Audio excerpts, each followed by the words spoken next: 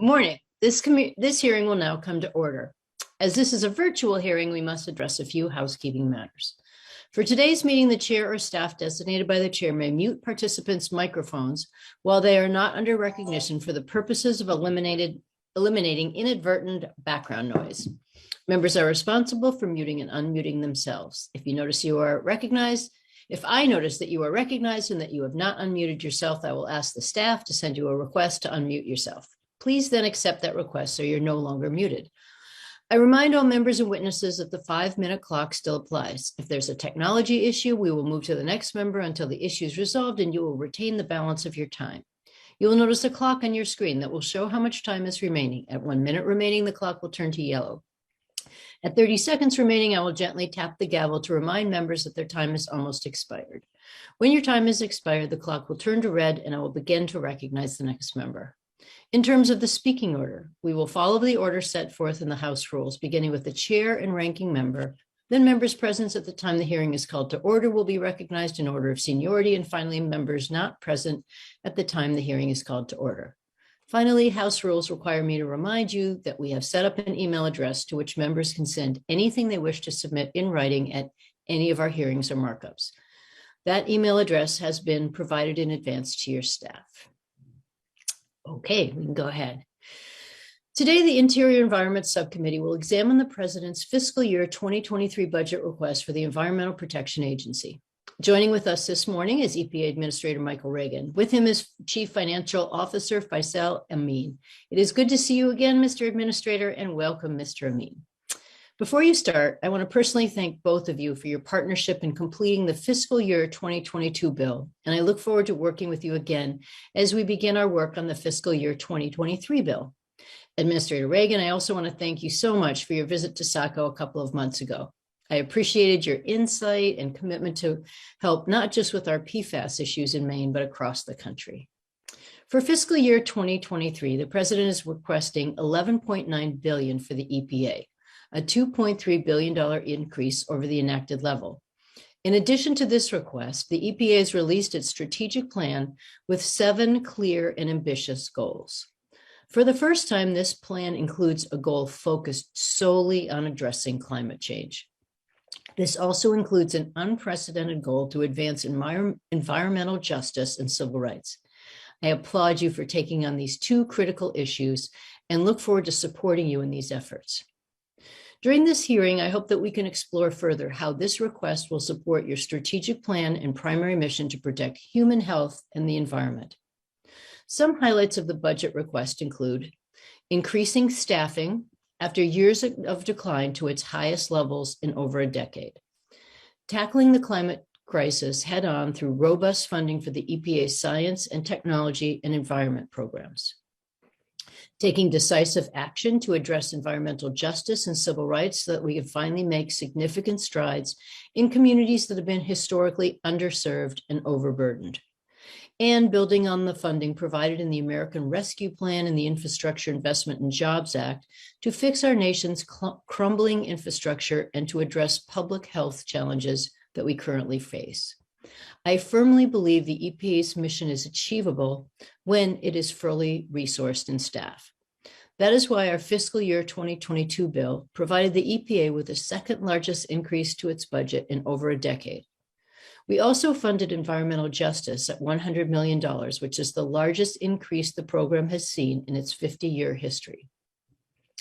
The President's request builds on the success of our fiscal year 2022 bill, and I look forward to collaborating closely with the Administrator and President Biden in achieving our shared vision for a safer, more prosperous, and more just nation.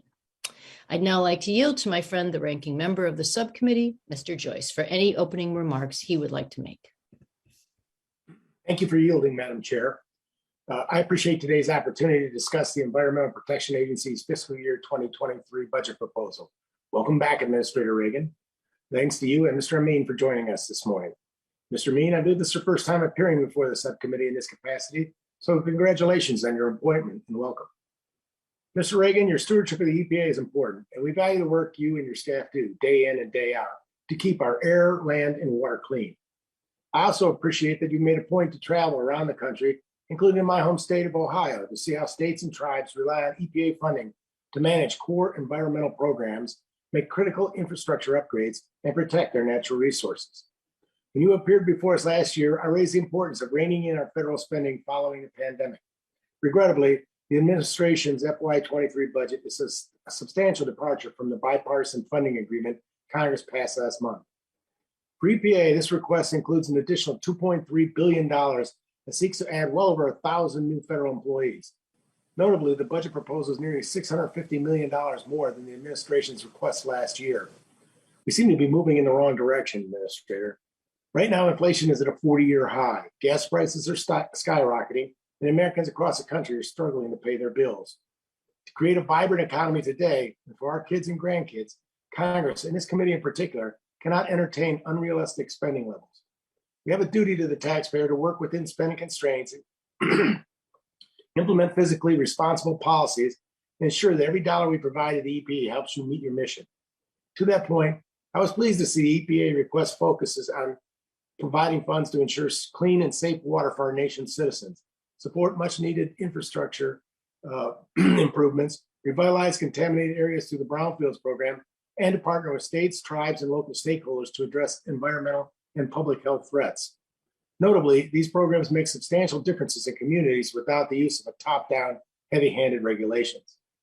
Unfortunately, these core investments are overshadowed by the agency's emphasis on extraordinary funding levels to write regulations, hire more lawyers, push unrealistic climate goals, and carry out a robust enforcement agenda. I plan to work with the chair to ensure the programs that have significant impact in states and localities, like Superfund cleanup programs, rural water technical assistance grants, and regional water programs, receive the attention and increases they deserve. Restoring geographic program dollars, like those provided through the Great Lakes Restoration Initiative, are essential to protecting some of our nation's most valuable resources. I know firsthand that now is not the time to take our foot off the gas, especially when it comes to protecting the lakes. Building the GLRI investment from FY22 is vital to ensuring that the Great Lakes, which provide clean drinking water to 48 million Americans, support more than 1.5 million jobs, and generate over $62 billion a year in wages, are safeguarded from longstanding threats like harmful algal blooms, water pollution, invasive species, and coastal erosion. I have no doubt that we will also have a robust policy discussion given what's played out on the world stage. With the conflict raging in Ukraine and the steep prices we are seeing at the gas pump, it is now more important than ever we continue to promote an all-of-the-above domestic energy strategy. Utilizing all of our domestic resources to increase production brings stability to the marketplace, reduces energy costs, spurs economic growth, and creates good-paying jobs. More than that, it puts America on a path to energy independence, which is imperative to our national security. I'm concerned, though, that this administration is pursuing an agenda that, simply put, undermines the American energy sector and fails to put American industries first and businesses first. Rather than imposing burdensome and costly regulations, EPA and its federal partners should be collaborating with the energy sector to leverage free market solutions, spur innovation, and enhance emission reduction technology to unleash energy production here at home. If not, we and our allies will be forced to turn to foreign countries to meet our energy needs. I look forward to having a constructive conversation about how the FY23 budget can support rather than sideline American energy. I also look forward to understanding how the agency is implementing common sense, cost-effective rulemakings that help us protect the environment while providing regulatory certainty to certain small businesses, farmers, and ranchers. We've all struggled the last couple of years, and I want to ensure the EPA is doing its part to boost, not burden, all sectors of the economy. Thank you again for joining us this morning, Administrator Regan, and the FY23 process moves forward. I look forward to working with the chair to provide the EPA with the necessary resources to meet its mission to protect the American people and our environment. Thank you, Chair Pingree. I yield back. Thank you so much for your statement. Mr. Regan, we would love to hear from you now. Thank you very much for joining us this morning. Well, thank you, Chairwoman Pingree and Ranking Member Joyce and members of the committee. You know, I really appreciate the opportunity to appear before you today to discuss the bold vision laid out in the U.S. EPA's proposed fiscal year 2023 budget. In this budget request, we lay out an ambitious and transformative plan for the EPA with the goal of a healthier, more prosperous nation where all people have equal access to clean air, clean water, and healthy communities.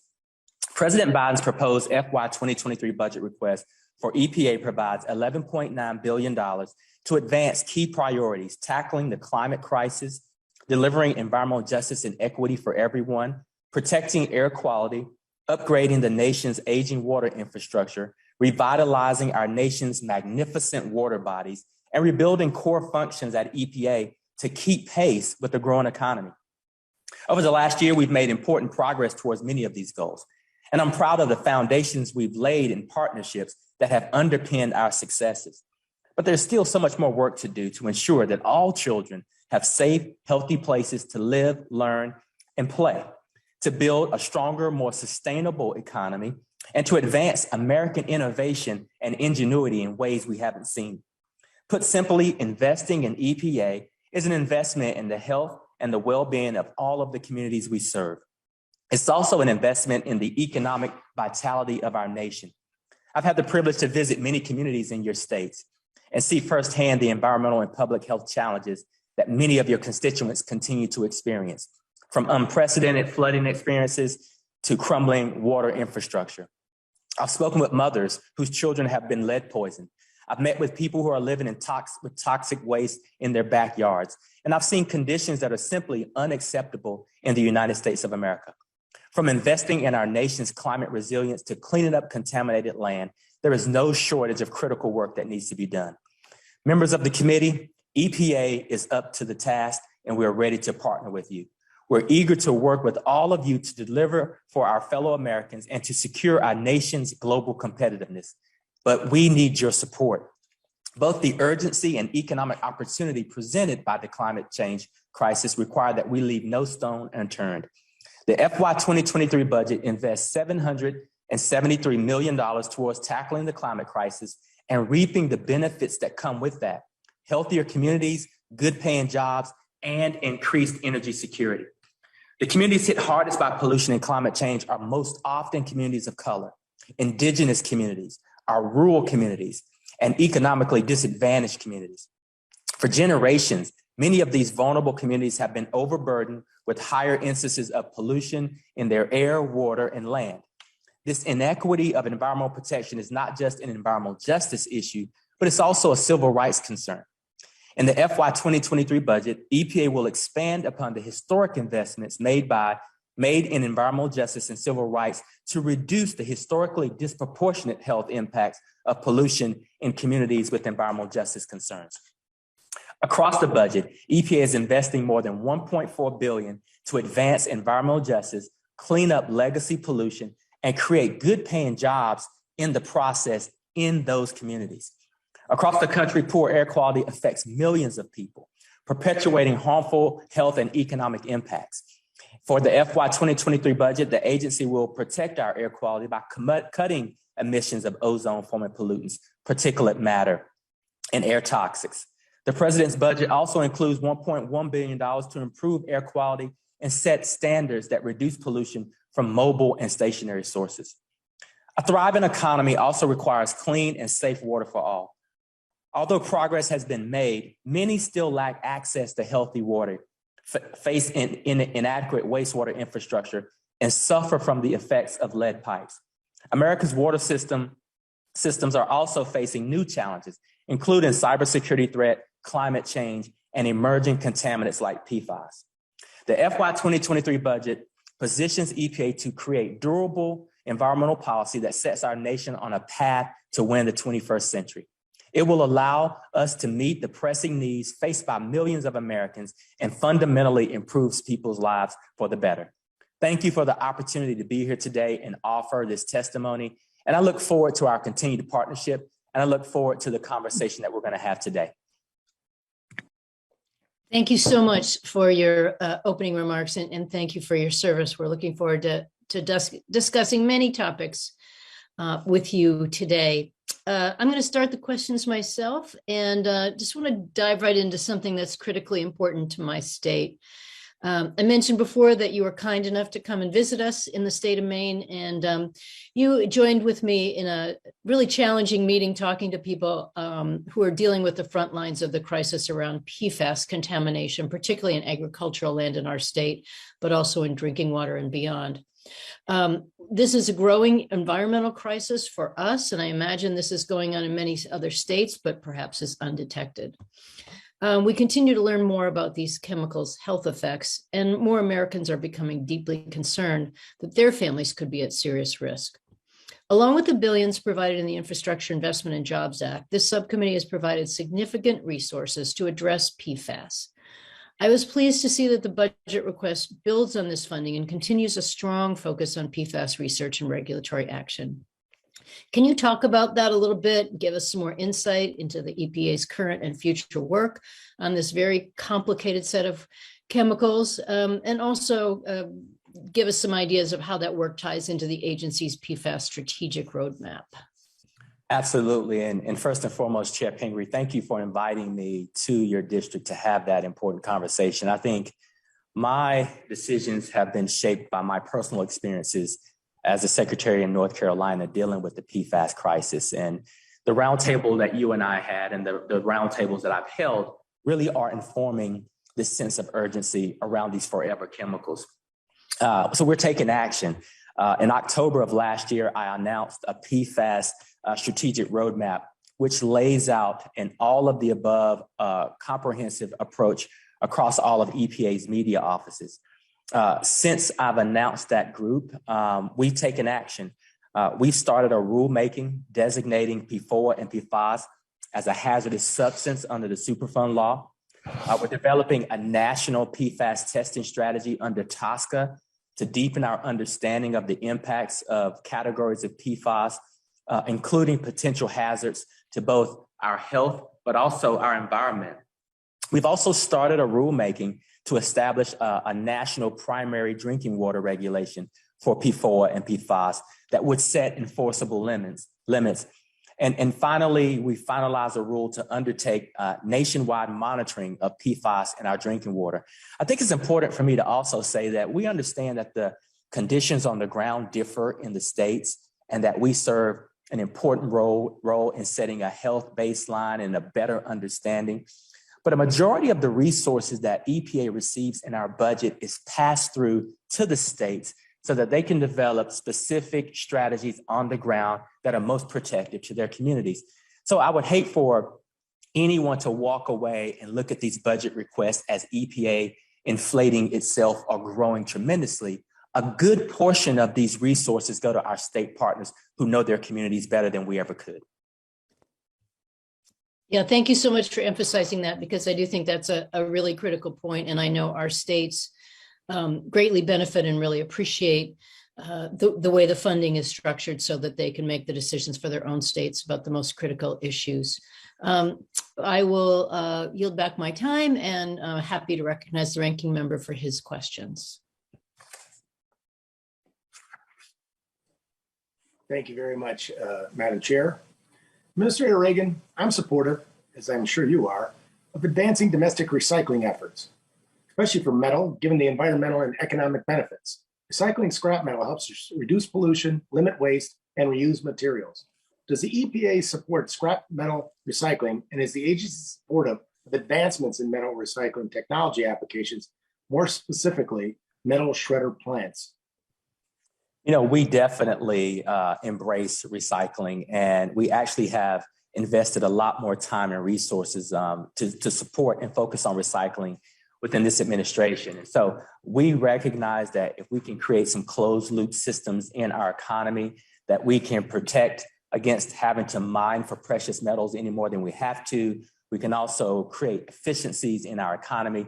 So yes, recycling is a top of mind issue for this agency, and we're investing the resources in it to ensure that we understand how we can tackle these problems. But does the EPA understand the necessity of metal shredding plants with respect to infrastructure, both as a processor of obsolete infrastructure like bridges, roads, et cetera, as a provider of raw materials to steel mills and foundries?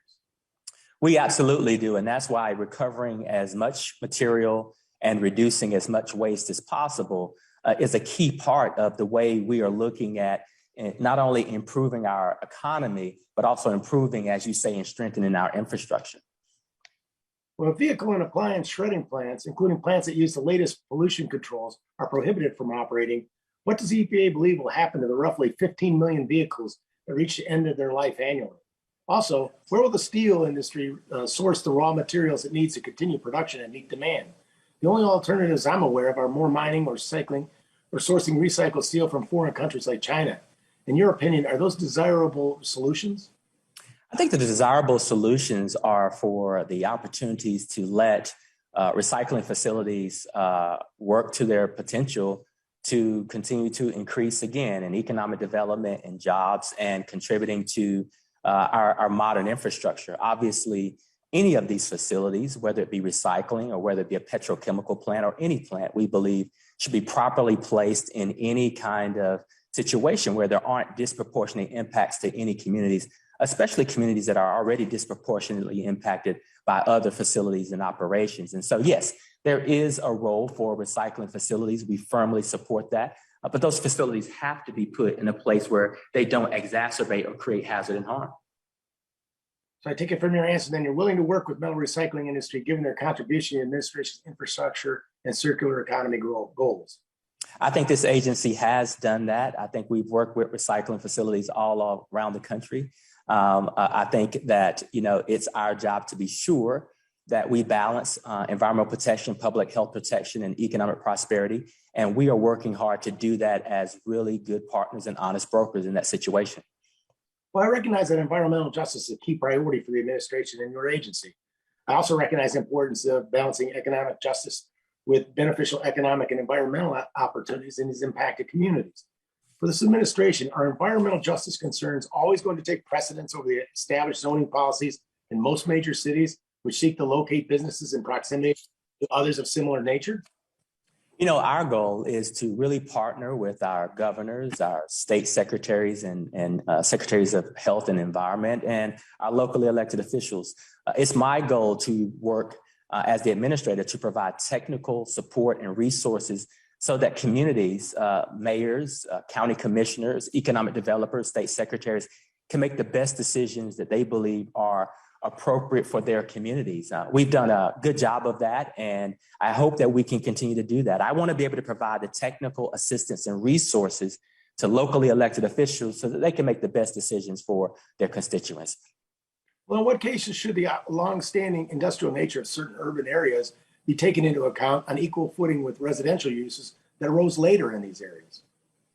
I think it's an opportunity for us to really take a look at how we invest in our economy and the growth of businesses without it being at the expense of any one community. My attitude towards this is that there are lots of ample opportunities for job growth and economic development, but it doesn't have to come at the expense of any one community. So where we see disproportionate impact, predatory behavior, we look at the sound science, we look at the facts, we look at the impacts on humans, and then we can govern ourselves accordingly. There are lots of ways we can situate facilities in this country so that we can be globally competitive, and we want to be a partner with the business community to choose the right places to do that.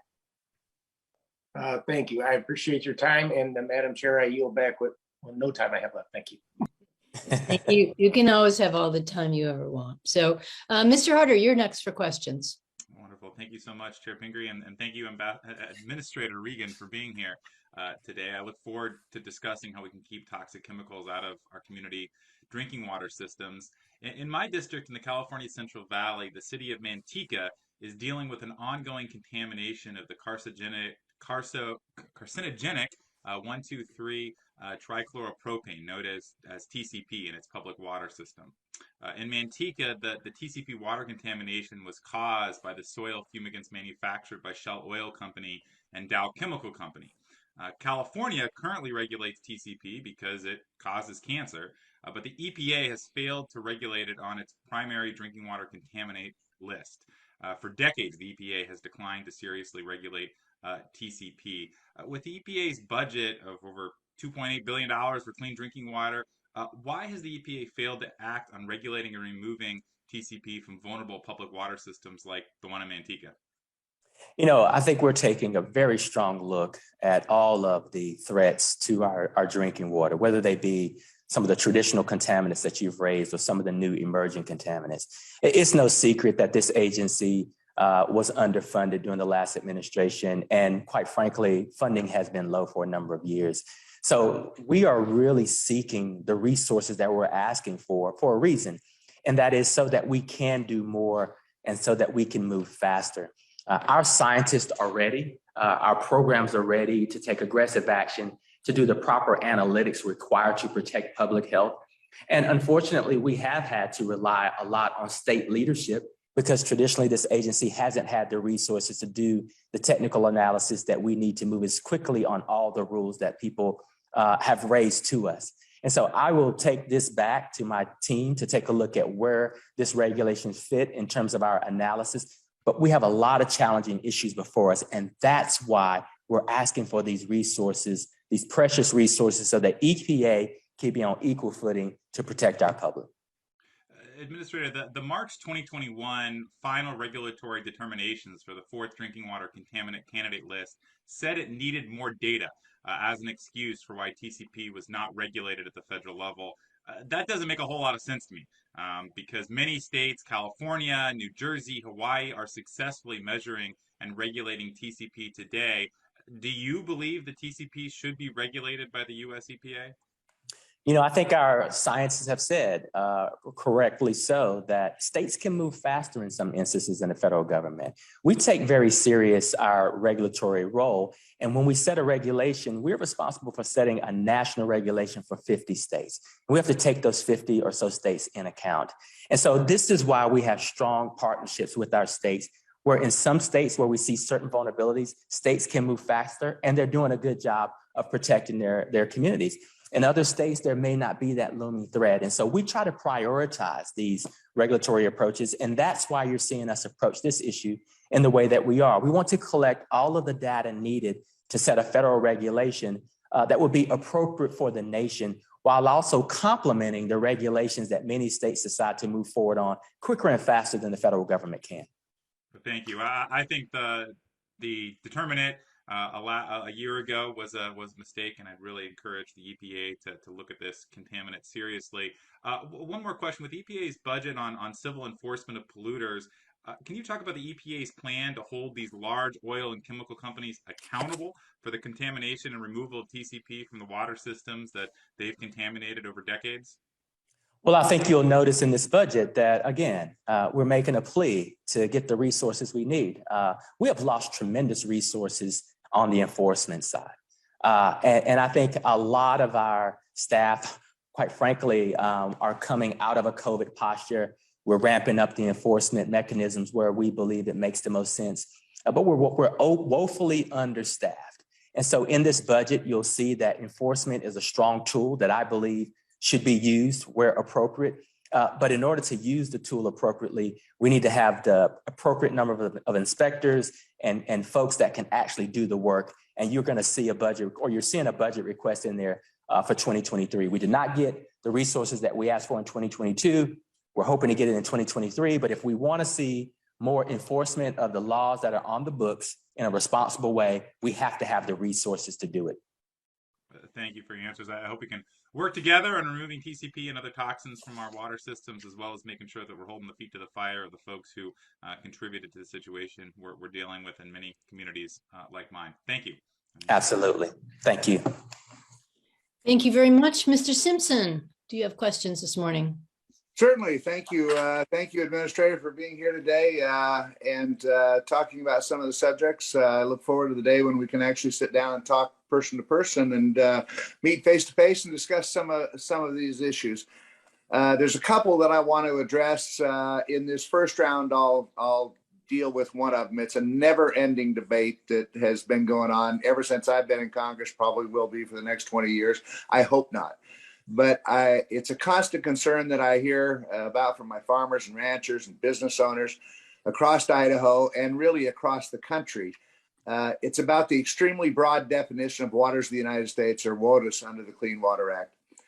Considering there is a case related to the scope of the Clean Water Act pending before the Supreme Court, and this case is expected to address federal jurisdiction under WOTUS, it seems only logical that the EPA would hold off finalizing a rule until the Supreme Court has decided this case. However, in front of the Senate EPW committee just a few weeks ago, you stated that the EPA will forge ahead with rulemaking despite a pending case. Now, you talked about the resources that you need and so forth, and talked about previous administrations underfunding. I suspect that means previous chairman of the Appropriations Committee, me being one of them, and some others. What we've tried to do is right-size the EPA budget, not underfund it. But this is an example of why is the EPA wasting critical staff time and resources rushing through a rulemaking that the Supreme Court is going to reconsider in just a few months anyway. This is some of the questions we have about how the EPA spends their money. And maybe that's why some of the budgets haven't been as robust in the past as you would like. Could you address that for me? Thank you for that question. And yes, I was just in North Carolina with USDA Agriculture Secretary Tom Vilsack, spending time with farmers and ranchers talking about this very issue. And here's the reality. We proposed a rule last year that basically takes the rule back to pre-2015 decisions, prior to President Obama's WOTUS interpretation and prior to President Trump's interpretation. What farmers and ranchers have told me on the ground is that they need some regulatory certainty. And despite the Trump and Obama administrations, there are still decisions that are being made that have farmers and ranchers in limbo. So what we've decided to do is move very pragmatically and say, let's go back to pre-2015, before the last two rules were put into place. Let's try to codify some decisions that the Supreme Court has already spoken to, and let's box in some of the exemptions and the exceptions that farmers and ranchers need right now. We know that there's a Supreme Court case pending. That Supreme Court case will address some aspects of WOTUS, but it won't address all. It won't provide some of the certainty that we believe our farmers need sooner rather than later, because they're making decisions right now. We also believe that if we move forward, and we have done a lot of listening to our ranchers and farmers. As a matter of fact, we're now going through 10 roundtables that we're hosting all across the country, being hosted by our farmers and ranchers in my home state of North Carolina, being hosted by the Farm Bureau, because we're continuing to collect information and data. Decisions are being made right now. Farmers and ranchers need certainty. We believe we can put a strong rule in place if we finalize it in a way that will complement and be situated to move forward after we hear from the Supreme Court. So we have to walk and chew gum at the same time. I don't believe that it's a waste of staff time. I believe that we have engaged with farmers and ranchers, ag CEOs all across this country for over a year, and we want to make good on the promise that we've made, which is providing a durable rule that will give them some regulatory certainty sooner rather than later. Well, I appreciate that answer. I wish my ranchers and farmers and others felt the same way. They feel like they're being left out in this rulemaking process. And you're right, it is certainty that they want. And going back to the pre-15 rule, that was the problem. It was the uncertainty that was created. That's why the courts have ruled twice. You need to rewrite this rule to create some certainty in it so that people know what they're doing. And it just seems like writing a new rule in the midst of all this uncertainty with the case before the Supreme Court seems premature now when we don't know. I mean, you're going to spend time and money on this. I suspect whatever the Supreme Court decides, unless you have some pre-knowledge of what the court's going to say, that you're going to have to adjust the rule that whatever it is that you write. It just seems like we're out of step here in trying to do this. But I appreciate your comments. I appreciate what you're trying to do. It is a frustrating problem for all of us that we ought to be able to come up to a conclusion. I've come to the conclusion, no matter what rule we write, we're going to get sued. There's going to be more challenges. I don't know if this is an ever-ending process, and it is frustrating as hell. Well, and Congressman, I really appreciate that perspective. And I think you're right. There's a level of frustration that we all share. And I can tell you, in all earnest, in the conversations we're having, continuing to move forward, whether we finalize or not before the Supreme Court ruling, to continue to move forward, we believe that there is a lot of work, a lot of good work that has been done. And we respect the Supreme Court's jurisdiction, obviously, and we believe our rule will be in position to respond and adjust to the Supreme Court ruling in a way that this process will be more advanced. So as soon as the Supreme Court speaks, we'll have the process advanced enough so that we'll be providing those farmers and ranchers certainty sooner than we would otherwise. If we stop right now, if we discontinue the conversations, if we discontinue the roundtables, we're going to lose a lot of ground and we won't be poised for success after the Supreme Court rules. So we're trying to balance that and thread that needle. But I can assure you, it is in the effort to provide a durable rule and certainty to our farmers and ranchers. I come from an agricultural state of North Carolina. I've spent a lot of time on this issue. I spent time trying to interpret the Obama rule when I was a state secretary, and I spent time trying to prepare for the Trump rule. And I can tell you on the ground, neither rule provided that certainty that our farmers and ranchers are looking for, and they were very hard to administer because of the uncertainty. So I am very sensitive to these needs. I'm very sensitive to our farmers and ranchers, and I hope we can continue to work together on this. Well, I appreciate that, and I'd invite you to come to Idaho and sit down with a round table of people that have concerns about this and explain that to them and stuff. And I'd love to have you do that. Maybe we can set something like that up. But I will save my next round of inquiry for the next round of questions, and I yield back, Chairwoman Pingree. Great. Thank you. Thank you, both of you, on that important topic. Mr. Cartwright, you are next. Oh, Chair Cartwright, excuse me. Good morning, Chair Cartwright. Yes, I was highly offended, Chair Pingree. Good morning, Chair Pingree and all of the intrepid members of the Interior Subcommittee of Appropriations, and Administrator Regan, great to have you with us this morning. Congratulations on making Mike Simpson smile before 10 o'clock in the morning. That's an accomplishment. Mr. Regan, as you may know, I'm from northeastern Pennsylvania, and my district lies within the Chesapeake Bay watershed for the most part. Millions of people in my district depend on that watershed. Millions of people in the Chesapeake depend on the watershed for drinking water, jobs, seafood, recreation, lots more. But for years, as all of us know, the bay was too dirty to swim or fish in, and eventually the federal government stepped in to limit the pollution running off into the bay. Now, we Pennsylvanians are proud of our natural resources. We care about keeping them healthy, and we want our families to have access to clean drinking water. We want to be able to fish and swim safely in our streams, our creeks, our rivers. We want to leave a legacy of clean water for generations to come. But here's the thing, cleaning up dirty water is not easy. It costs money to update our stormwater infrastructure and keep pollution out of our waterways. And for too long, homeowners and businesses in my district have been footing the bill for this work. We're talking about all kinds of people, including retired senior citizens on fixed incomes, footing the bill for stormwater infrastructure improvements. Now, making local communities shoulder that burden alone to restore the watershed is not a fair solution, and it is not sustainable. So since joining this subcommittee, I've fought to increase investments in stormwater programs and secure northeastern Pennsylvania's fair share of these federal dollars. And here's the question, Administrator Regan. How is the EPA supporting communities in their efforts to address stormwater runoff?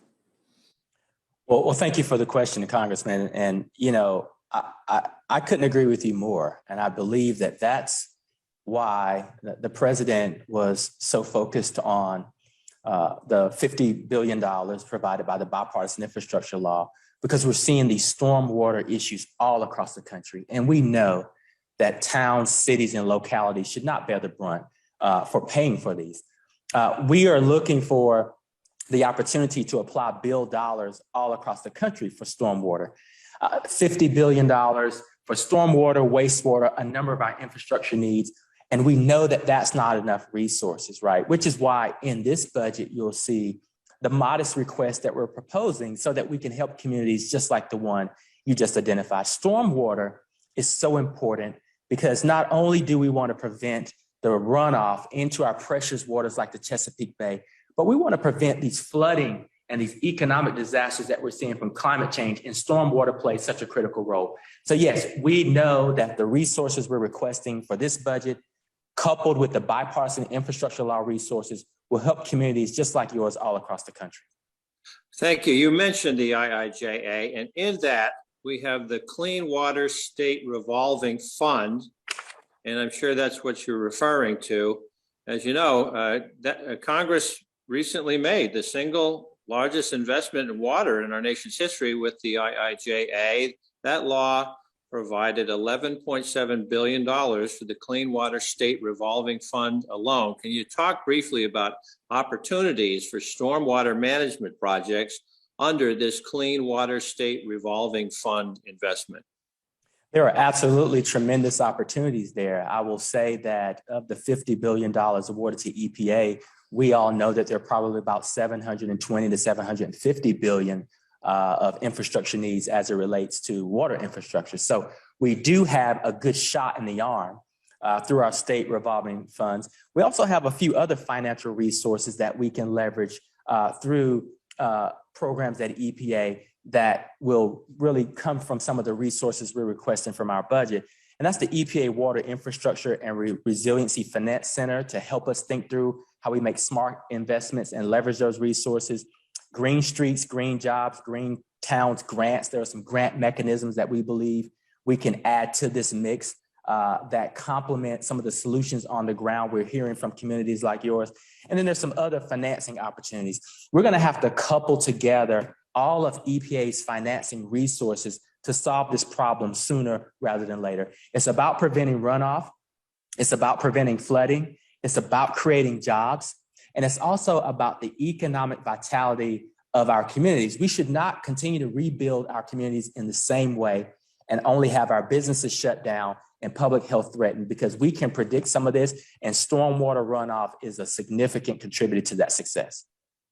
Thank you, Mr. Regan. Look forward to working with you on that. Yield back, Chair Pingree. Thank you. Representative Lee, do you have questions this morning? I do. Thank you, Chair Pingree and Ranking Member Joyce. Also, it's great to see you, Administrator. You serve such a pivotal role right now at this time for our country and our planet. And EPA's budget request cites compelling and clear evidence of the changes to our climate reflected in rising temperatures, droughts, heat waves, and wildfires. I come from Nevada, and clearly we've seen this evidence firsthand with the worst drought in 1,200 years.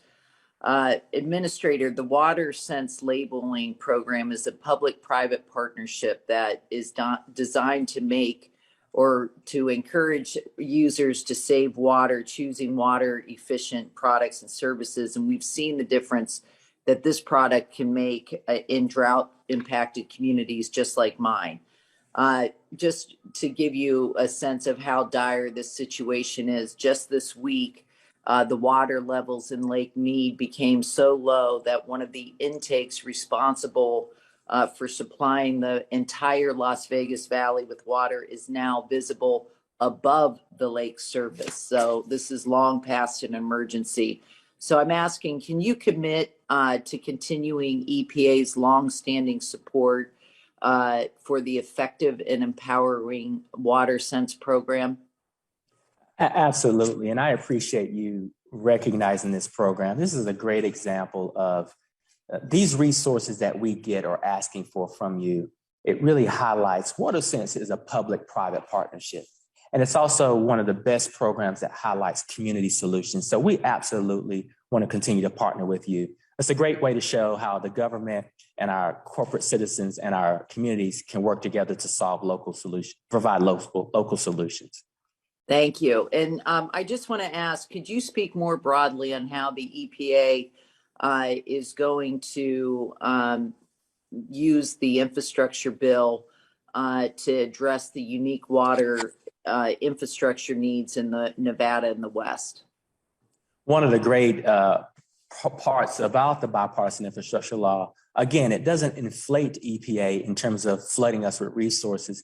It gives us the resources to pass through to the states.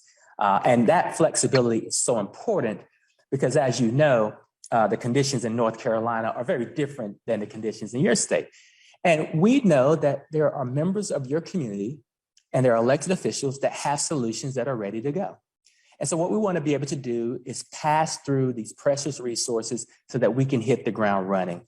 We should not provide academic solutions from here in Washington, D.C. We need to get the resources into your community's hands to solve some of these problems. I think water reuse, water efficiency, on the ground solutions that many of your stakeholders are already putting in motion need additional resources because we don't have a moment to lose. Absolutely. And I must say that our local water authority has done an incredible job at conservation. I want to turn to hard rock mining. The administration released the fundamental principles for domestic mining reform, highlighting the 500,000 legacy mining sites in the Western U.S. alone, and calling on Congress to formalize and fund a durable program to remediate these sites, as well as provide some legal certainty for Good Samaritans working to remediate legacy pollution. The Nevada Division of Minerals estimated that there are some 300,000 abandoned mine features just in my home state alone. Meanwhile, the administration has recognized that there is not one single federal agency with the authority over domestic mining. Could you discuss EPA's perspective and role in facilitating the cleanup of legacy mines? Absolutely. We know that these mines pose significant risk to human health and the environment. And while the Department of Interior is the principal land management agency, we also recognize that we have a role to play. So to the point you just made, it requires partnership. Through EPA's Abandoned Mine Lands Program, we're partnering with DOI and other federal agencies and coordinating with the states and tribes on the ground to provide technical expertise in research, cleanup, and the redevelopment of these legacy mines. So, we know that we have an important role. We're sort of following the Department of Interior's lead, but we understand the severity that this poses to human health, and we're doing everything we can to accommodate this mission. That can be accomplished through many of the resources we're asking for via this budget, but we know, as you raised, it's a significant issue. And so we're going to leverage the bipartisan infrastructure law resources to help expedite some of this cleanup as well through our Superfund program. Thank you. I'm running out of time. I just sort of want to put a plug also for EPA support for the Good Samaritan cleanup as well. So I'd love to follow up with you on that. Thank you. And I yield the time I don't have. Thanks. You're welcome to all the time you did not have. And thank you for your questions. Mr. Kilmer. Thank you, Madam Chair, and thanks, Mr. Administrator, for being with us today. I really appreciate the work that you and your team do. And in particular, I just want to praise and thank you for the work that the EPA does in protecting and restoring Puget Sound. As you likely know, Puget Sound is our nation's largest estuary by volume. It's the center of Washington State's economic engine. It's a place where generations of Washingtonians and Native Americans have built their lives and made their livelihoods. Really important to our economy through jobs in fishing and shellfish harvesting and maritime industries. On top of that, there are 19 federally recognized tribes that have made Puget Sound their home since time immemorial, including 17 with tribal treaty rights to harvest fish and shellfish. And as a consequence, the federal government has a trust responsibility to support Puget Sound recovery and to uphold those treaty rights. That's, in my view, a critical environmental justice issue. Here's the problem. We have a really sick body of water.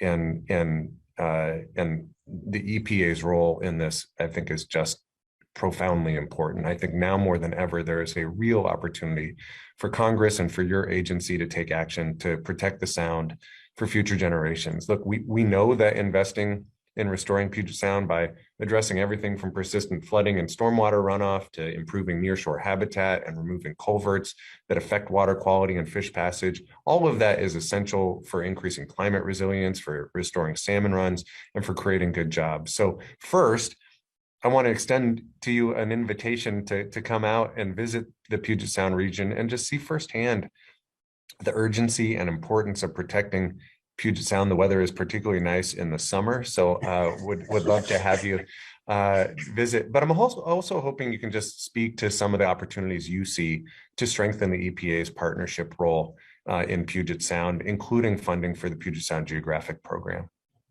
Well, number one, I thank you for your leadership on the Puget Sound. I think with the resources that you all have really fought hard for in our geographic programs, they're making a tremendous difference, for all of our national treasures, but especially for the Puget Sound. And I appreciate you highlighting the fact that this is a perfect example of tourism, jobs, the economy, ecosystem protection, public health protection, the impacts of climate change. All of these things converge together, and we want to work very diligently with you on solutions. I believe that our work with the Puget Sound Partnership, state agencies and tribes and others has supported gains in a comprehensive regional plan to restore the Sound, leveraging over $1 billion for recovery. We've partnered with 19, as you say, federally recognized tribes and an international collaboration with Canada. I think taking that international approach is so critical, but also the nation-to-nation relationship rebuilding with those tribes really helps us to understand, exactly what approaches we take and why we take them. There are cultural reasons that our partners want this work done. There are health reasons. There are economic reasons. We've seen a net increase of over 6,000 acres of shellfish beds and over 41,000 acres of habitat protected or restored by the partnership we've already started. So the goal for us is to keep the pedal to the metal, continue to strengthen our partnerships. And we can do that because of the resources you have already invested, but we need more. As you said, this is a sick body of water. We have a lot of work to do, but we're ready to do that work. I'm really pleased to hear you say that. I think these investments do pay off. And I also appreciate your just acknowledgement that this requires a coordinated approach that includes strong federal investment, but also partnership alongside state and tribal efforts. In that regard, that's actually why I introduced a bill called the Puget SOS Act, which is focused on funding, certainly funding, but also establishing a Puget Sound Recovery National Program Office in the EPA and codifying the Puget Sound Federal Leadership Task Force that was set up under the Obama administration. That would ensure that the federal government steps up to assist with the regional efforts that are required to save our sound and to restore salmon and orca populations and ensure future generations have access to these same economic opportunities and uphold tribal treaty rights. The bill did pass the House on suspension last year, and I certainly hope I can count on your partnership and support for hopefully getting it across the finish line this Congress. You can absolutely count on our partnership. As a former state regulator, listen, I really, really, really respect cooperative federalism.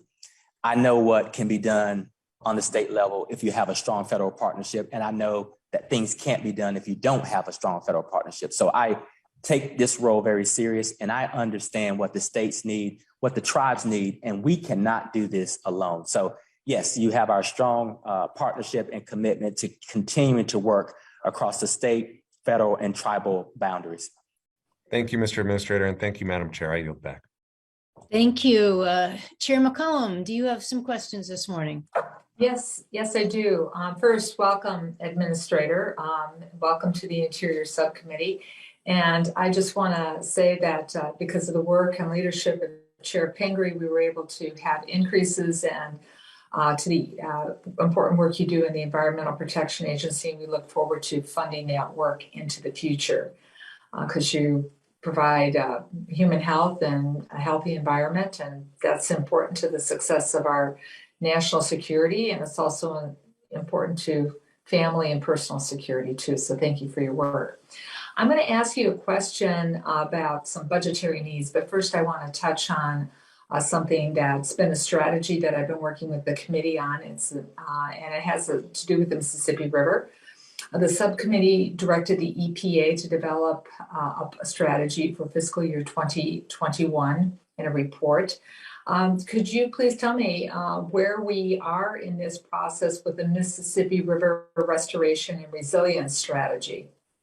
Absolutely. We are so eager to work with you on the Mississippi River Restoration Strategy. We have actually turned in our homework to the Office of Management and Budget.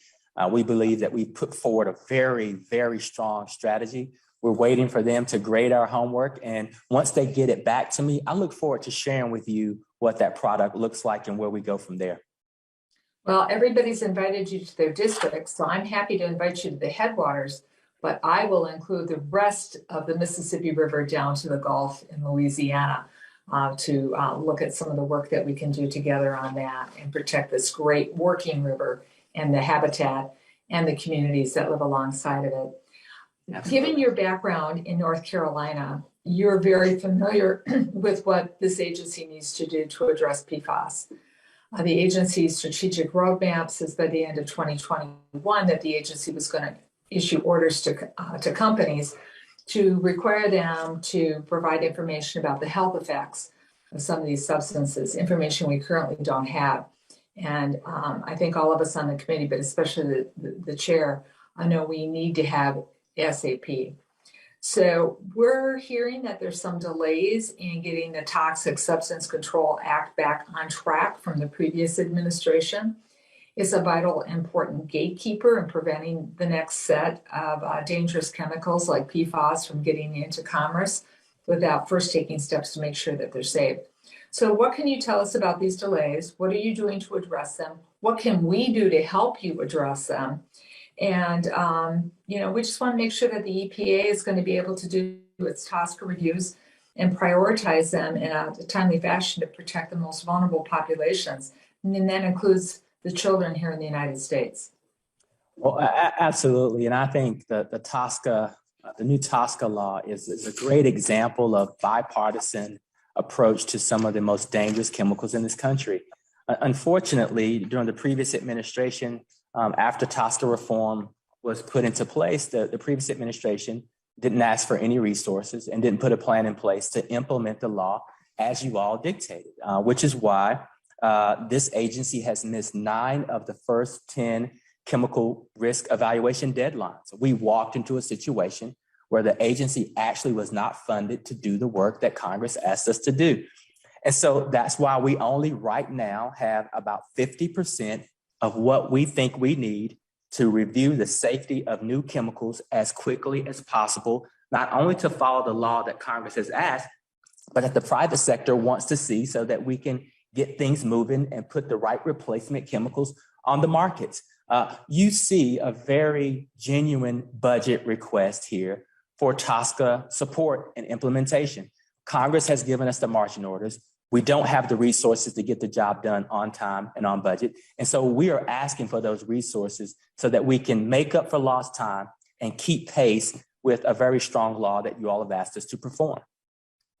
Well, I'll speak for myself right now. You can count on me to do whatever I can to help you with that and to make sure that as people are, asking questions as to why you're behind in your homework. I'm a former teacher.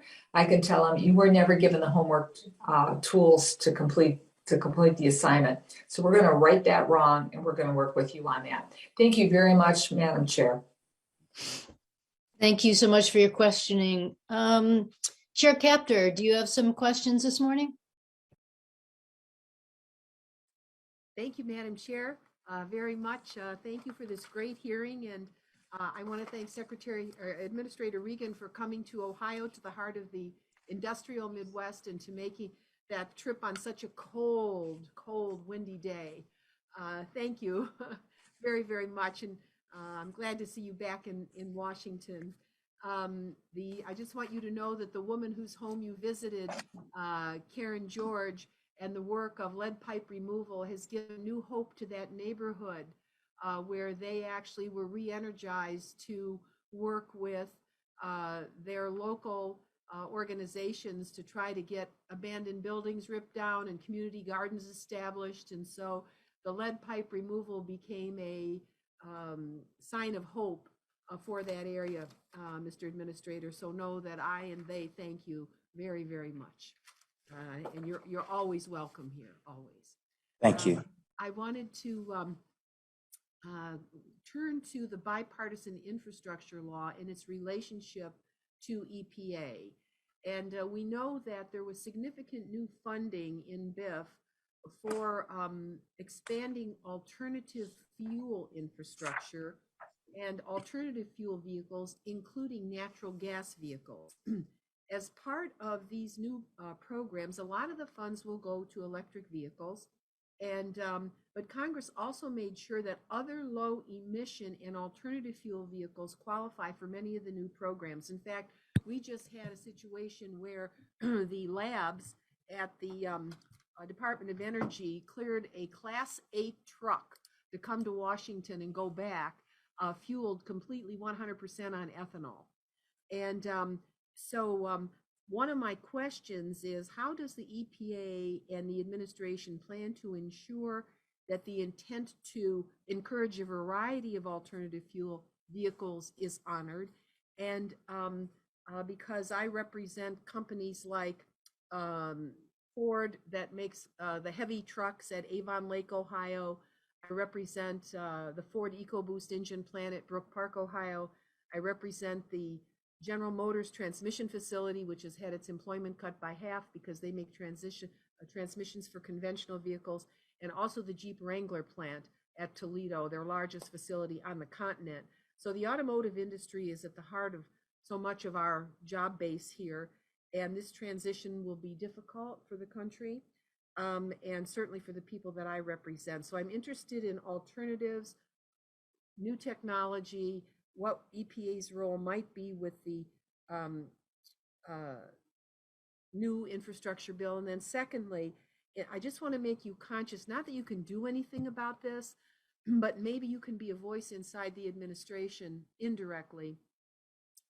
I've come to learn that with this transition to new vehicles, I've gotten in a lot of garages where old vehicles are being repaired, garbage trucks for cities, police cars, fire engines, the whole public fleet that exists, excavators, all this equipment that's out there, and the conditions in which the people who repair them work.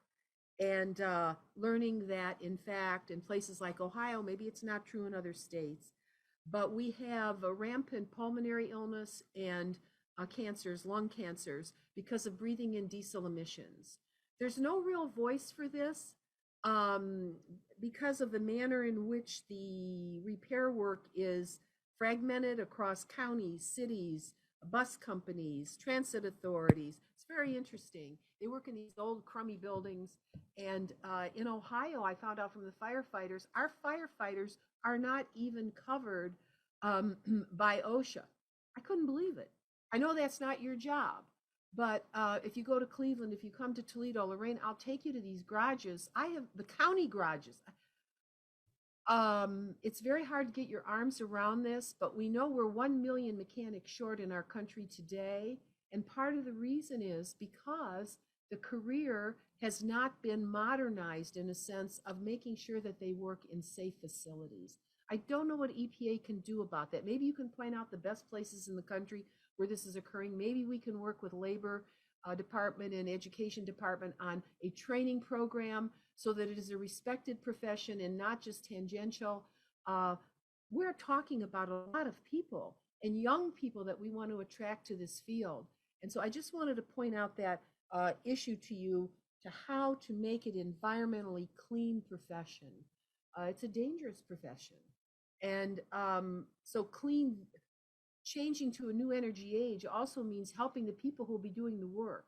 And there's not a focus on, you can hardly find the word mechanic in the BIF bill, 1,000 pages or whatever it is. They talk about workforce. Well, that's not enough.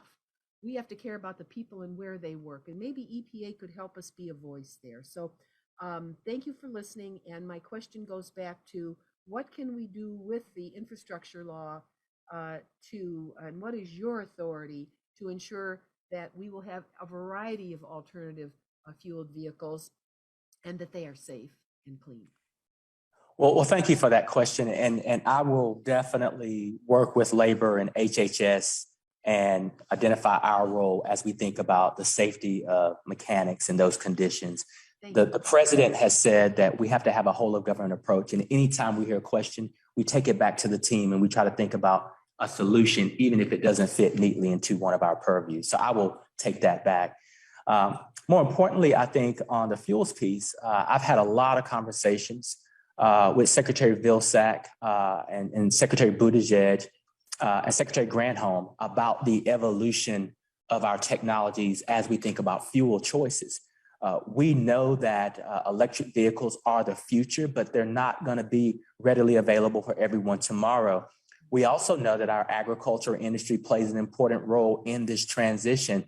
And so as we think about advanced technologies, we also think about advanced biofuels and advanced fuels. And so this transition, we know, will take place over time. There is a role for agriculture in that transition, and we are really focused on making sure that that role is properly managed. The other thing that Secretary Vilsack often says and reminds me of is there's also a big play in our aviation fuel space as well.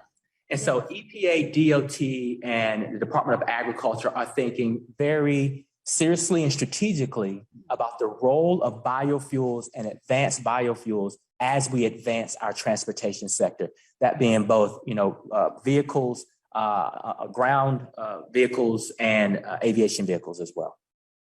Mr. Administrator, thank you so very much. I just will say that the first biofueled plane flown by the National Guard in our country was flown out of our district almost 20 years ago, and one of our little jets. And so the 180th Fighter Wing in Ohio distinguished itself, even got on the cover of Buckeye Guard magazine and so forth. So it was a guard unit. It wasn't active duty. It was a guard unit. So they're out here in rural America and trying to make a difference. So maybe we'll get you up in one of those planes sometime. I love your energy. I love your positive attitude. All the best to you. And thank you so much for answering my questions today. Well, thank you. And I think, I come from a rural state, and I know that our agricultural economy is so vital to what this country is doing. The president pledged that agriculture would have a seat at the table. Advanced biofuels would have a role in this low carbon future. And we're going to keep that commitment. Thank you so much. And you get that DOD involved. We had to drag them. Believe me, they didn't even think about energy. It wasn't even on their mind. It was the Marine Corps that led the way because they were dying for it. So they understood the problem and of resupply and so forth in theater. So believe me, there's some folks over there that now do care. Well, if I might add, I know we're over time, but I can tell you the relationship that I have with Secretary Austin, I believe, is historic. And I can tell you on climate change and on PFAS, I've had no stronger partner than Secretary Austin. That's great. Well, thank you both for that exchange. And I'm thrilled to know the first biofueled plane went up 20 years ago. We got some catch up to do here. That seems like we should have figured that out a long time ago. But thank you both for that. And now we have an opportunity to ask a few more questions. Mr. Regan, if you have time, we'd be happy to welcome questions from other members of the committee who want to take up another topic. And I will just start with myself.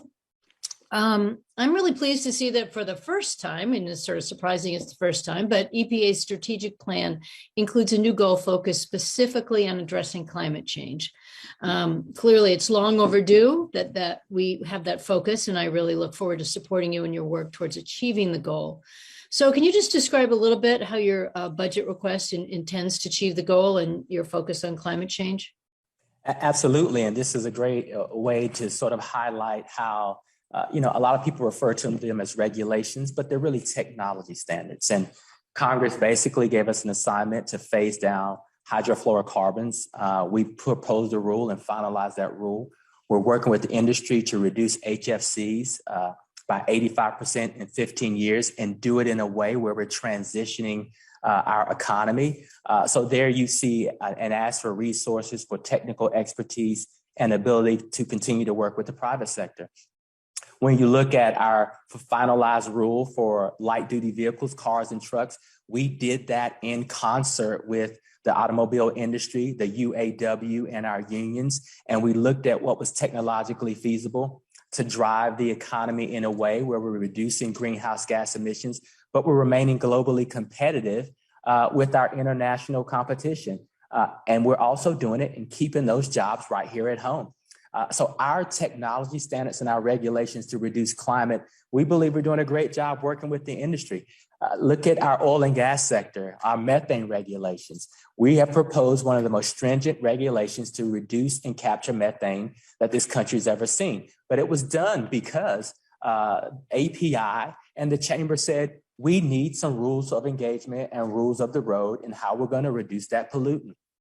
I've worked very closely with the power sector and their CEOs to understand what technologies are available, what's cost effective, how do we capture those emissions, but equally as important, how do we capture that lost product? Because that product, that gas is valuable. So on cars, on methane, on hydrofluorocarbons, and we're also beginning to look at our power sector more holistically. We are convening meetings, putting strong regulations in place, and reducing the threat that climate change poses while continuing to create jobs and advance our economy. The last thing I'll say is everything that we've done as it relates to climate change in the rules that we've proposed has been done in a way to capture innovation, entrepreneurship, and remain globally competitive while we protect public health. Great. That's really helpful to hear that description. And we certainly appreciate that lens that you have on it. One other part of this, and I know you've brought it up, in other questions, is just this whole government approach. And I'd love to hear more about how you're working with, both the whole of government at the federal level, but also tribal, state, local agencies, just to make sure that there's a lot of coordination going on. That seems like an important role for your agency. Just maybe a month ago, our Environmental Council of States held a meeting in my home state of North Carolina. I met with, I believe, 45 of the 50 environmental state commissioners or secretaries to talk about the relationship, the appropriate relationship that federal and state should have. We are also hosting a lot of conversations with our tribal sovereign governments as well, and looking at how we do some nation-to-nation partnership building. It's very important for me to stress that if we're going to achieve our goals, we have to have strong partnerships with our states and our tribes. We have to take advantage of the autonomy that they possess so that there can be creative solutions on the ground. That is extremely important. Equally as important is for me to have a strong relationship with Secretary Austin as we think about our national security as it relates to climate change, or how we think about contamination in water that has plagued our retirees, our veterans, and our soldiers for years, just like some of our civilian communities. A strong relationship with Secretary Vilsack. There's a lot of consternation around pesticides, herbicides, waters of the U.S.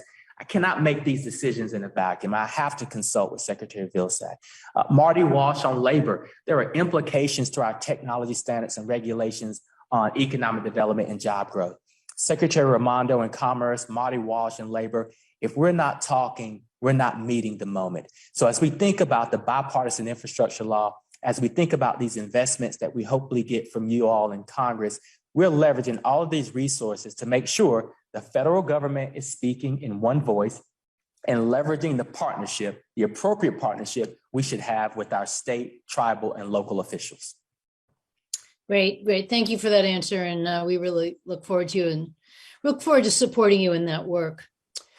Ranking Member Joyce, would you like to ask some more questions? Yeah, Sue. Thank you again, Chair Pingree. Administrator, do the administration's goals to limit emissions from mobile sources not dictate that recyclable materials should be transported the shortest distance possible from their point of origin to processing locations? And how can this goal coexist with the way EPA has interpreted and tried to implement environmental justice actions under this administration? As I think we look at the holistic picture, yes, we want to limit emissions for climate reasons. We also want to limit emissions in terms of public health exposure, putting people first. I don't believe that they're false options. I believe that these goals can coexist. One of the things that we'd like to do is make sure that these facilities have the appropriate control technologies and measures so that they don't put their community members in danger. We also want to be realistic, though. Some of our communities in this country have been dumped on. Some communities have a disproportionate number and level of industrial processes, chemical manufacturers, coal plants, and it's unfair for any community because of race, because of economic status, to have all of these polluting facilities located in just one area. We have to spread some of these things out. It's not that we have to go without. We just have to think more strategically about placement to ensure that all people are equally protected under the law.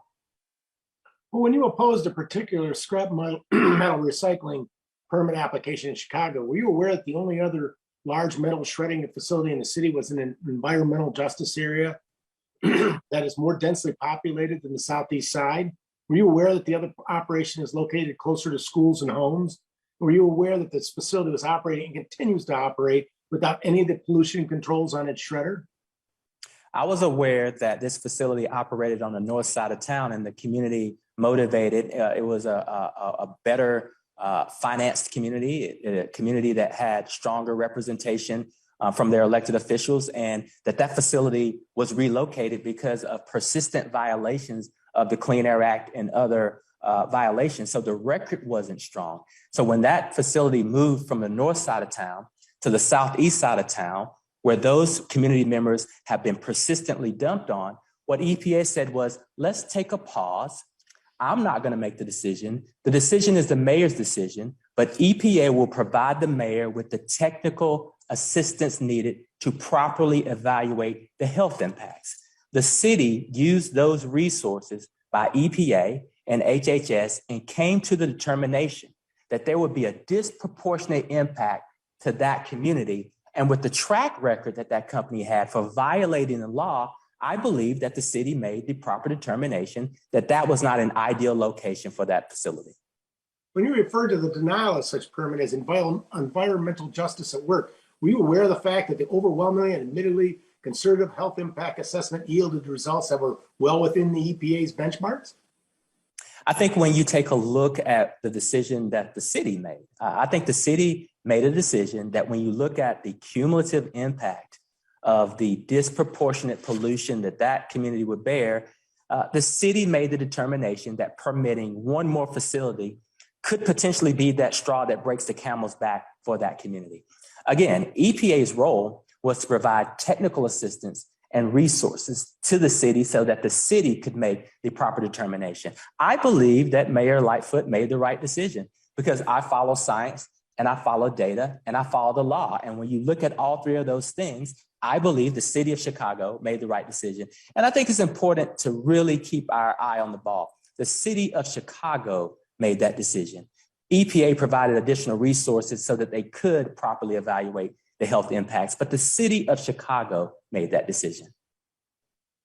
Well, Administrator Regan, I'd be remiss if I didn't address the Great Lakes. My dear friend and colleague, Marcy Capter, I'm going to beat her to this, but I'm sure she'll expound upon it.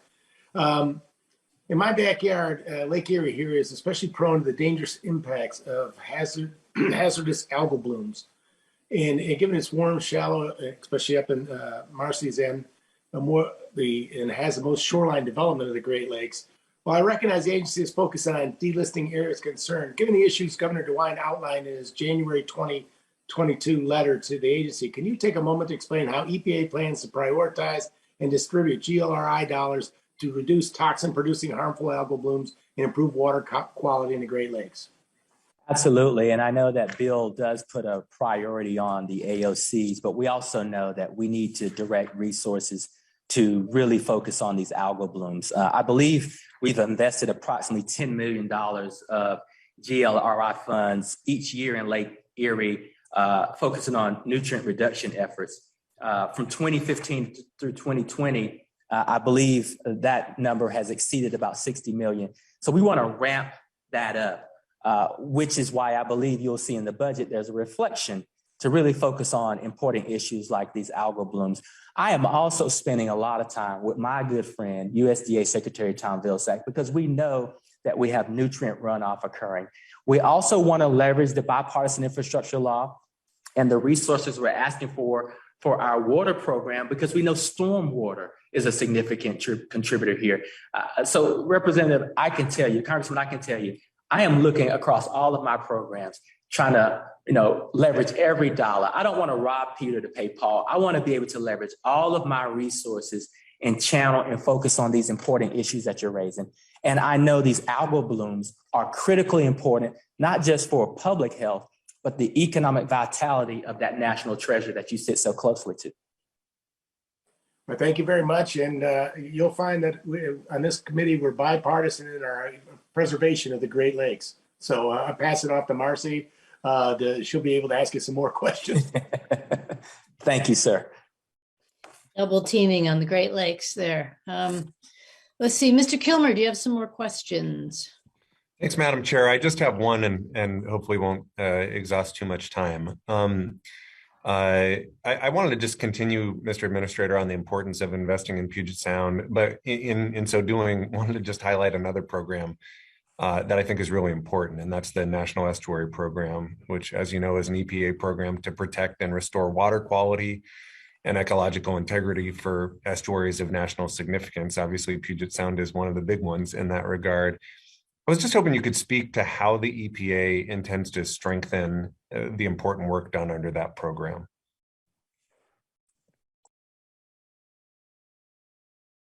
Oops, sorry, I'm not hearing you. You may be on mute. Oh, I'm sorry. You're speaking of the National Estuary Program? The Estuary Program, correct. What I'll do, Congressman, is get back with you on the specifics of that correlation of those two programs. Super. Thank you. We'll happy to follow up with your team. And again, it's one of those that has an impact on a lot of our nation's estuaries, and certainly Puget Sound among them. So we'll look forward to following up with your team. And thank you, Madam Chair. I'll yield back. Thank you. Thank you, Mr. Simpson. Thank you, Chairwoman.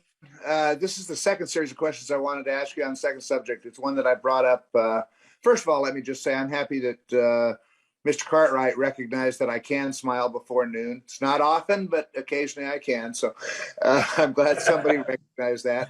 This is a subject that was brought up somewhat and roundabout in a different manner with Congressman Lee, and that's about abandoned mine sites and cleaning up abandoned mine sites. This is a subject that I brought up with both the Secretary of Energy and the Secretary of Interior and anyone else who would listen. As you know, critical minerals are critical. And unfortunately, a lot of the critical minerals that we have in this country, we rely on other countries that don't like us for the supply of them. If you're going to reach your climate goals and renewable energy and those types of things, you can't outstrip our ability to deliver the critical minerals that are necessary in batteries and solar and other things, and for our defense purposes, frankly. The Defense Department is very concerned about the supply of critical minerals.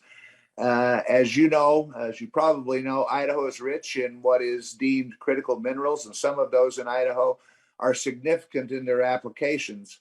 And we shouldn't rely on foreign countries that don't like us for those. And it's important that we get these out of the ground here in Idaho and in this country in a responsible way. So I want to tell you a story about what's going on, and then I want to ask you a series of questions and have you their thoughts on it. Cobalt and antimony are very critical minerals, frankly. Antimony, defense is very concerned about it, and it's critical in our renewable energy goals, frankly. And so there is a mine in Idaho that was developed during World War II. It was used to mine antimony that was used for war purposes in World War II. After the war, it was abandoned.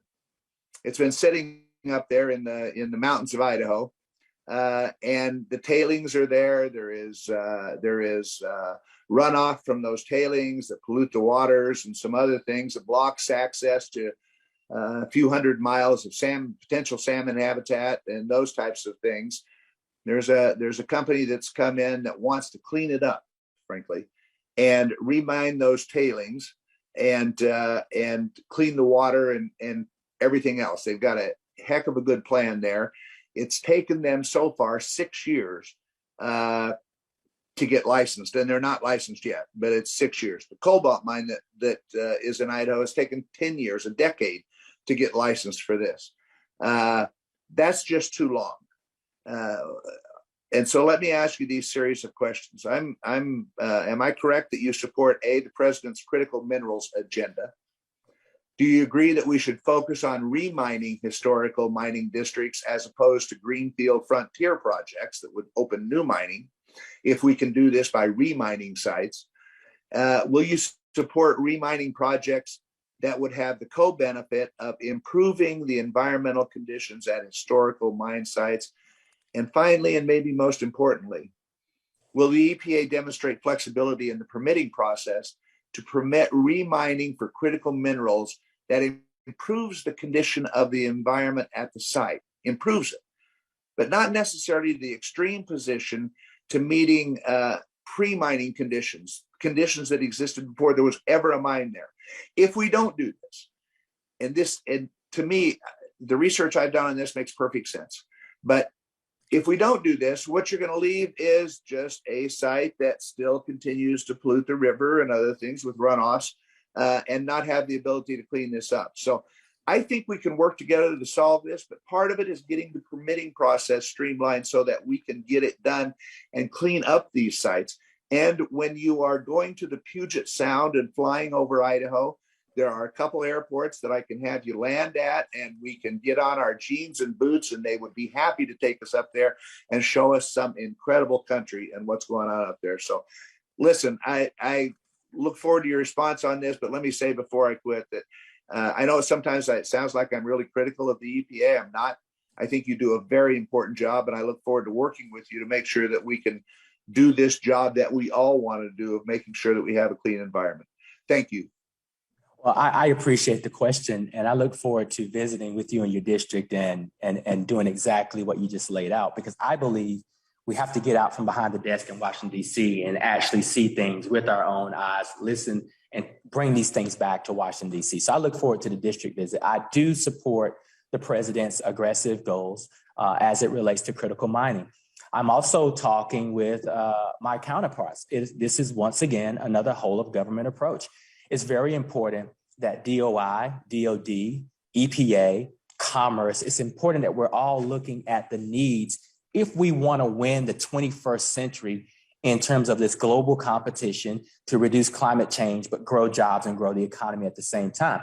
We can't ignore that we have betrayed the trust of many people in the past because we haven't done some of this mining right in the past. And so what we have to do is restore public trust. We have to have processes in place where the federal government actually talks across agencies and looks for the most expedient ways to get access to these critical minerals while protecting public health and the environment. I believe that we can do that. You've raised some very good points that it's taken 6, 10, 15 years. Well, there has been no administration and no president has focused on this issue like this president. There's been no president that has says all of these agencies must work together if we're going to win the 21st century. So yes, I believe that we can put the proper processes in place to access critical minerals in a way that supports our climate goals and allows for us to win the 21st century and grow a lot of jobs. Thank you for that. And I look forward to working with you on it. And thank you for being here today. And thanks for the important job you do. Thank you so much. Thank you. That's a really important topic, and I feel like I learned a little bit there. So, Chair Capter, it is your time to discuss the Great Lakes or anything else you choose. All right. Well, I got 3 little points, and I will end with the Great Lakes. And I'm so glad that Congressman Joyce and I are able to co-chair the Great Lakes Task Force. We really have our work cut out for us, I'll tell you. But let me begin with this. Mr. Administrator, you mentioned you're good friends with Secretary Austin. Well, I have an idea, and it would take leadership by both of you, and I know you got your hands full. But as we think about the new world of vehicles, the Department of Defense spends an enormous amount of money going around the country before their air shows, like with the Thunderbirds, and they have a ground show. They bring in big rocket trucks, and they bring in all these vehicles, and there's hundreds of thousands of people, and they cheer the Department of Defense and the Thunderbirds. And I've often thought that that could be just a tremendous place to introduce environmentally clean technologies that are either working or in the development stages. That would educate and inspire across our country. The Marine Corps got some vehicles they've worked on and so forth.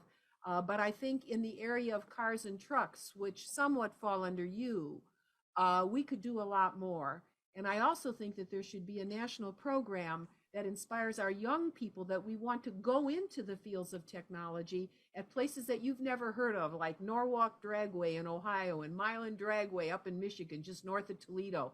These are places where the future is being born. Nobody pays attention to these individual young people that are trying to get a AA fuel dragster to go faster than the guy in the other lane. And this is where our talent comes from. We don't see it at the federal level.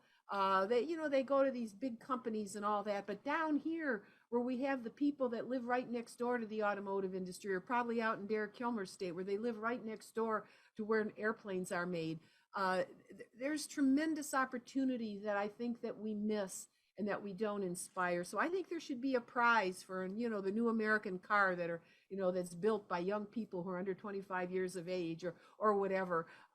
Something creative has to be done there to inspire them that they matter. They matter because they're different than kids that just, maybe are advantaged their whole lives and go on to Harvard or wherever. And these kids are down here working with raw material every day. So I'm trying to work on electric cars in their little classrooms in high school and all. And they're really worth paying attention to. So I just I'll send you something on that, but I think we should build the new American car starting with them. And I think your department and Secretary Austin could really do something with these shows that the military puts on anyway, all across the country.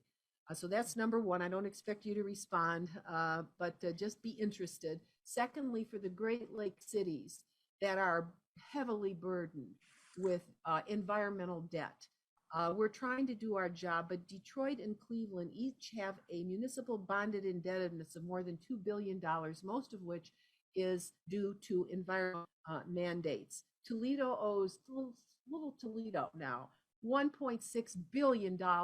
They're at the base of a watershed that rains into it. So the poorest community has to pay for all these environmental mandates, and the region that surrounds it walks away without those responsibilities.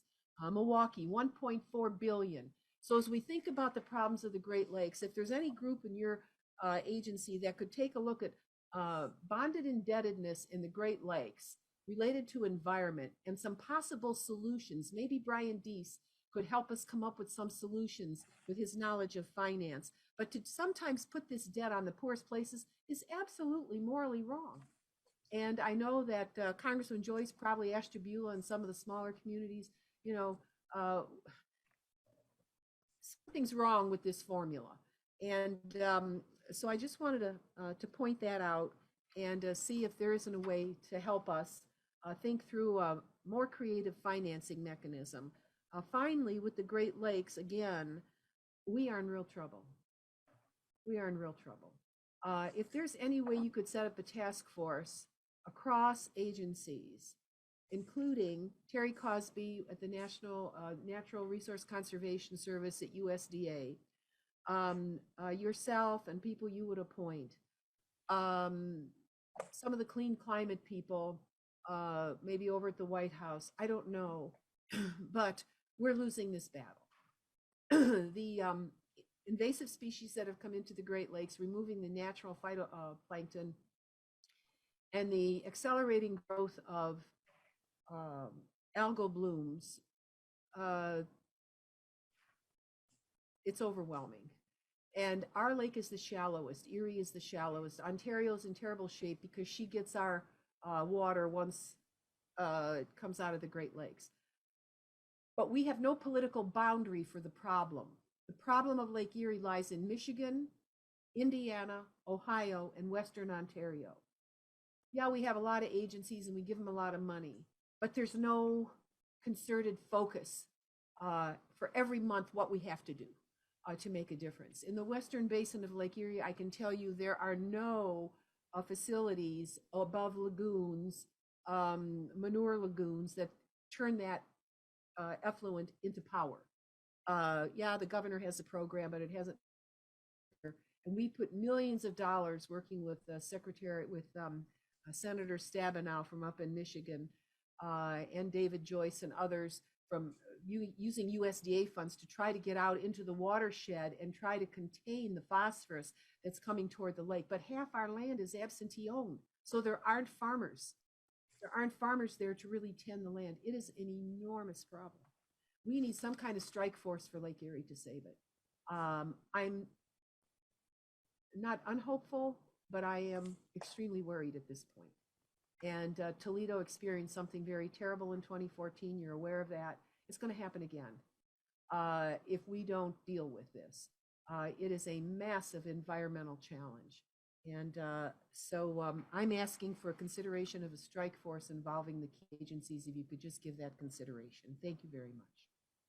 Well, thank you for that, Congresswoman. And I will take that idea back of the strike force to the cabinet, and we can see what we can do with that suggestion. I can tell you and thank you all for your leadership in giving us the resources to begin to try to address some of these issues. EPA is throwing everything we have at the Great Lakes. And, you know, on the issue of the bond and the indebtedness, I think that what I'd like to do, we do have an environmental finance board that I will take that back to see if they've been thinking about this issue, what solutions they might have. If they haven't been thinking about these issues, I will be sure to let them know that you have asked for us to take a strong look at that. You know, I love this. I love the fact that bipartisanship is working here between you and Congressman from Ohio. I don't know if I like being the recipient of the double team, but it's a rare and beautiful thing to see. The Great Lakes is a national treasure. We understand that. We know we're playing catch up. And so I appreciate the way you all are asking these questions and formulating these requests, because I believe that there are certain aspects of it that we can meet the moment of, but there are some that are really huge mountains to climb. And we look forward to tackling those mountains with you. I can also tell you that I love your idea about youth engagement.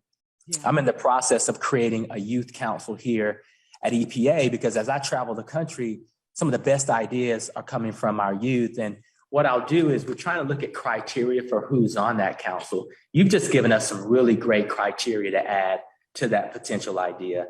And in terms of your request with DOD, there's a gentleman that likes to test drive electric vehicles that happens to run the country that is leaning on Secretary Austin more than I ever could. So I think having cleaner vehicles, especially with our military departments, is something that is a top priority. But I'll also take that request back as well. Thank you so very much. Thank you for allowing me the time to discuss this. Absolutely. Thank you very much, Chair Capter. We're always happy to hear more about the Great Lakes. And Administrator Reagan, you weren't just double teamed. This is like a force of nature here.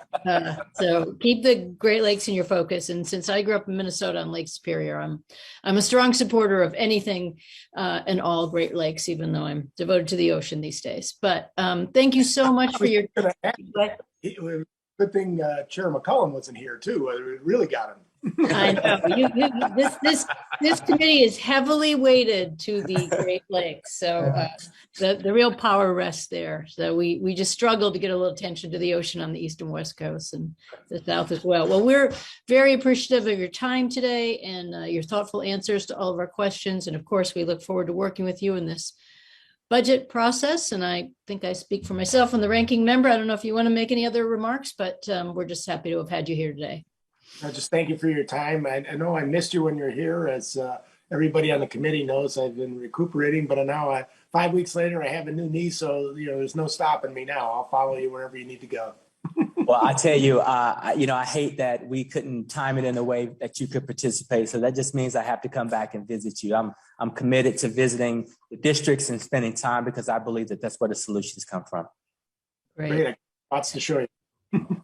Well, thank you very much. Thank you to the committee. If there are no other questions, this meeting stands adjourned.